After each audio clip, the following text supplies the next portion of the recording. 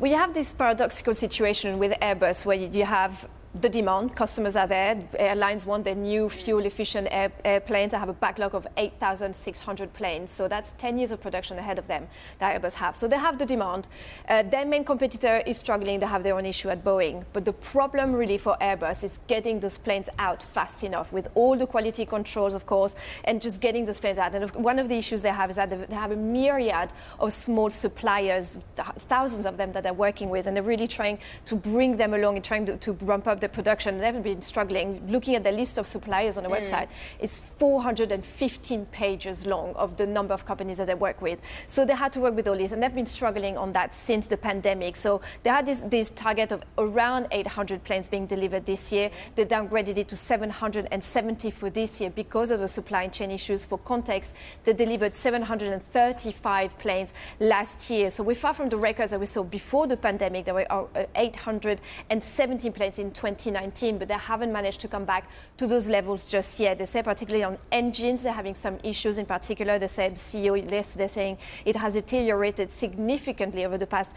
few months, but it also has some issues with landing gear and cabin elements and workforce. That's also an interesting element there because they did get rid of thousands of jobs during the pandemic, and now they're struggling to bring back those employees into their production. So there's all these elements are at play here. So they had to review also the A320 production ramp up. You know, that's their best-selling plane, the single-aisle plane. They produce about 50 a month at the moment. They were hoping to deliver 75 a month, to produce 75 a month by 2026. They had to push this back to 27. So the market were already thinking this target was ambitious. So it's almost not a surprise. It's a surprise, but it's not so much a surprise because there were a lot of questions. Would they be able to keep that rhythm of production? So Airbus yesterday confirming then that they won't be able to do so. They also adjusted some of their financial targets with EBIT now seen at 5.5 billion euros for 6.5 to 7 billion previously, and the free cash flow at 3.5 billion from 4 billion previously. Now also on the supply chain, we know that Spirit AeroSystems is an extra headache for them. That company, Boeing, looking to buy back that company, but of course they also supply to Airbus. So there's an extra headache. They've been in talks for a while for Airbus potentially buying the parts of that system that make elements for them as well, but that's an extra layer of complexity for them in their whole supply chain ecosystem that they're working on. Very final touch on their space business, one that had been working at restructuring for a while. They had a 600 million euro charge already last year.